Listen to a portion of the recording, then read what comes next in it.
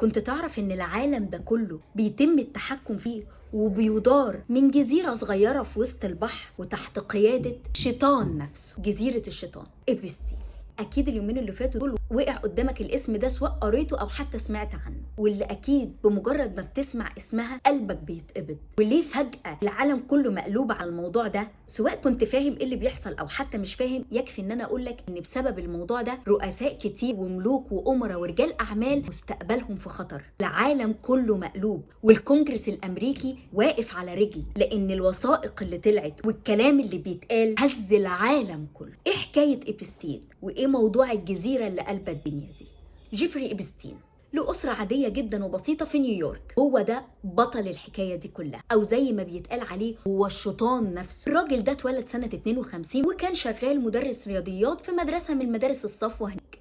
بس الشهادة لله كان راجل ذكي جدا وكان فعلا عبقري في الرياضة، وكل الناس اللي عرفته او اتعاملت معاه مش بتشهد له بس ان هو كان راجل ذكي زيادة عن اللزوم، ده كمان بيشهدوا له ان هو كان مهووس بالذكاء. الراجل ده كان شايف نفسه اذكى من البشرية كلها. الراجل ده كان عنده وجهة نظر في الحياة كده، كان شايف ان البشر الاذكى هم اللي عددهم اقل في العالم، شايف ان الاغبياء عددهم اكتر في العالم وبيتكاثروا كتير جدا، وكان متبني نظرية تحسين الجنس البشري وراثيا.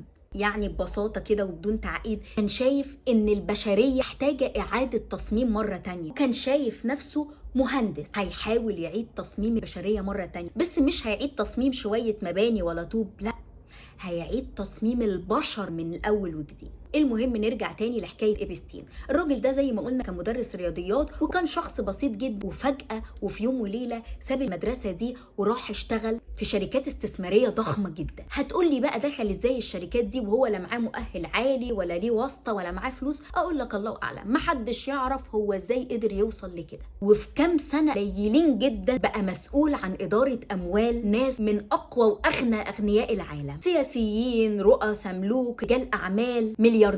وفجأة برضو دخل وتوغل وسط الناس دي، دخل جوه بيوتهم، ومش جوه بيوتهم وبس، ده دخل جوه قلوبهم واسرارهم كمان. هتقولي ازاي عمل كده؟ اقول لك الله اعلم. الراجل ده كان معتمد على ذكائه، وذكائه هو اللي خلاه يقدر يوصل لكل اللي هو وصل له ده.